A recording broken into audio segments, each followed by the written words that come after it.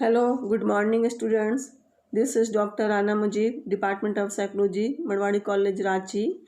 आज के क्लास में आपका स्वागत है। आज क्लास 12th साइकोलॉजी के ही चैप्टर नंबर 5 थेराप्यूटिक अप्रोच या चिकित्सा उपागम से कुछ लघु उत्तरीय प्रश्न किए जाएंगे जो 3 अंक के होंगे, 3 मार्क्स के होंगे, जिनका उत्तर आपको 60 शब्दों में देना है। 60 वर्ड्स में आपके आंसर्स होने चाहिए। क्वेश्चन नंबर 1 है, मनोगतिक या मनोगत्यात्मक चिकित्सा से आप क्या समझते हैं? मनोगतिक या मनोगत्यात्मक चिकित्सा से आप क्या समझते हैं? What do you understand by psychodynamic therapy? Answer, मनोगतिक या मनोगत्यात्मक चिकित्सा डॉक्टर सिगमंड फ्रायड द्वारा प्रतिपादित एक पुरानी चिकित्सीय विधि है।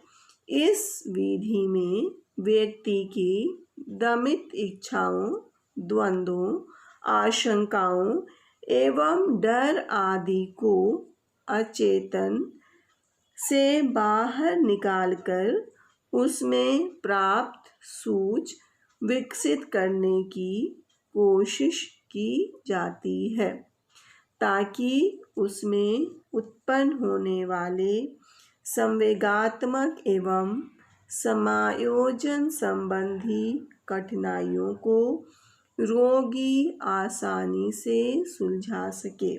पूर्णविराम।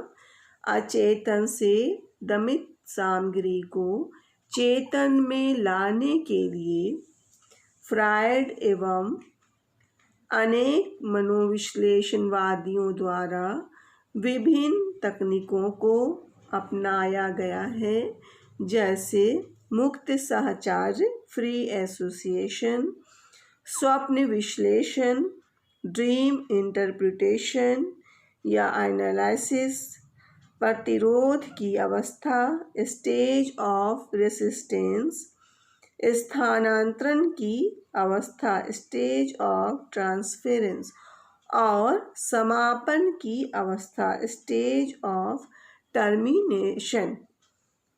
इस तरह से क्या है, मनोगतिक या मनोगत्यात्मक दोनों कह सकते हैं। यह एक सबसे पुरानी साइकोलॉजिकल थेरेपी में से एक है, जिसको बनाने वाले डॉक्टर सिगमंड फ्रायड हैं। उन्होंने बहुत सारे सिद्धांतों को दिया है। उनका कहना था कि जब व्यक्ति की इच्छाएं दमित हो जाती हैं, दब जाती हैं, तो उनके अंदर द्वंद्व, कॉन्फ्लिक्ट, आशंकाएं और डर आदि अचेतन मन में बैठ जाते हैं। इन्हीं डर आशंकाओं को अचेतन से बाहर निकालकर उसमें सूझ, इंसाइट विकसित किया जाता है, जो कि मनोगत्यात्मक चिकित्सा के द्वारा होता है, जिसके लिए मनोविश्लेषणवादी और स्वप्न फ्रायड ने कुछ टेक्निक को बताया है, जैसे मुक्त साहचर्य, फ्री एसोसिएशन, स्वप्न विश्लेषण, ड्रीम इंटरप्रिटेशन, प्रतिरोध की अवस्था, स्टेज ऑफ रेसिस्टेंस, स्थानांतरण की अवस्था, स्टेज ऑफ ट्रांसफरेंस, और समापन की अवस्था, stage of termination. Psychodynamic therapy. The psychodynamic therapy pioneered by Sigmund Freud is the oldest form of psychotherapy. Freud developed and elaborated revolutionary revolution से बना हुआ revolutionary and systematic theory of psychoanalysis. Psychodynamic therapy based on the psychoanalytic perspective. The psychodynamic therapy has conceptualized the structure of the between different components of the psyche and the source of psychological distress. Therefore, psychodynamic therapy is based on the assumptions that unresolved conflicts are the main sources of psychological problems. The different techniques used by the psychoanalytically oriented therapists are as follows: free association, analysis of dreams, analysis of resistance, transference analysis, stage of termination. Question number 2, व्यवहार चिकित्सा क्या है? What is behaviour और behavioural therapy? Answer, व्यवहार चिकित्सा परिविधि मनोगत्यात्मक चिकित्सा के तुरंत बाद विकसित हुई है। व्यवहार चिकित्सा में रोगी के समायोजन संबंधी समस्याओं, अनावश्यक भय और गलत आदतों को सुधारा जाता है। अर्थात व्यवहार चिकित्सा का उद्देश्य अनुकूलित व्यवहार का पता लगाना, दोषपूर्ण अधिगम में पूर्ववर्ती कारकों एंटीसीडेंट फैक्टर्स के बारे में जानना तथा उन कारकों का पता लगाना जो दोषपूर्ण सीखना को संपोषित मेंटेन रखते हैं। व्यवहार चिकित्सा की विधियों में क्रमबद्ध विसंवेदीकरण, सिस्टेमेटिक डिसेंसिटाइजेशन, विरोची चिकित्सा, आवर्षण थेरेपी, अंतःस्फोटात्मक चिकित्सा, इम्पल्सिव थेरेपी, टोकन व्यवस्था, टोकन इकोनॉमी, बायोफीडबैक आदि प्रमुख हैं। Lindsley and Skinner coined the term behavior therapy in early 1950s in their effort to modify psychotic behavior. This therapy is based on the principles of learning. Therefore, behavior therapies postulate that psychological distress arises because of faulty behavior patterns or thought patterns.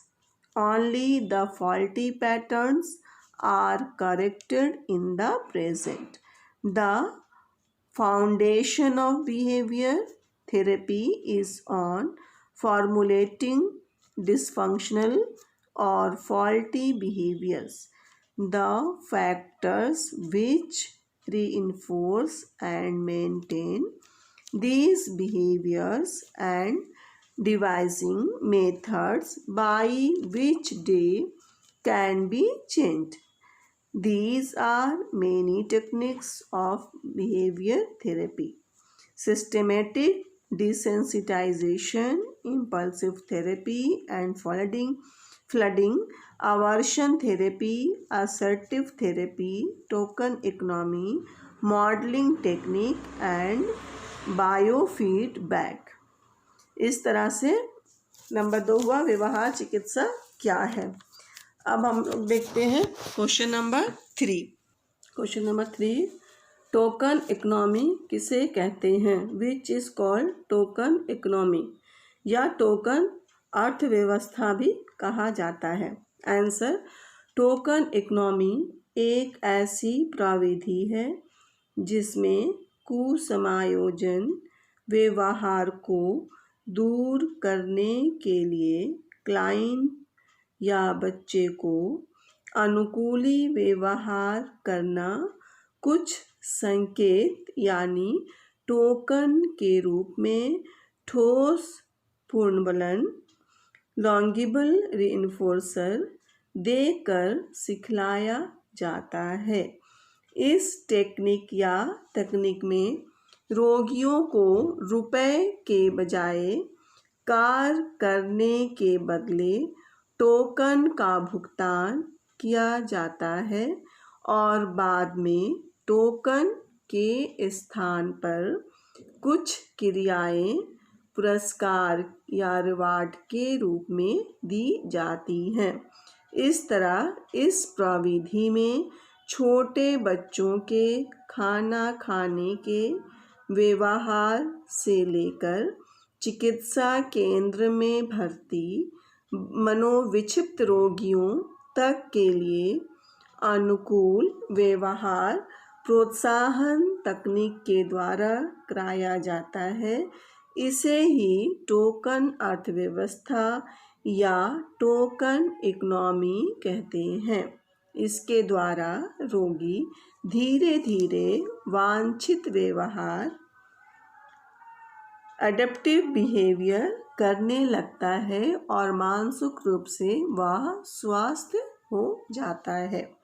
This technique has been used to establish adaptive behaviors ranging from eating behaviors in children to institutionalized psychotic patients. Persons with behavioral problems can be given a token as a reward every time a wanted behavior occurs. The tokens are collected and exchanged for a reward such as an outing for the patient or a treat for the child. This is known as token economy. इसी तरह से short questions आपका आएगा 3 marks का, जिसका 60 words में उत्तर देना है। ये एग्जाम्पल था। अब आगे मैं 4 मार्क्स का क्वेश्चन कराऊंगा 100 वर्ड्स, जिसका आंसर्स होगा। आज यहीं तक। Okay, thank you.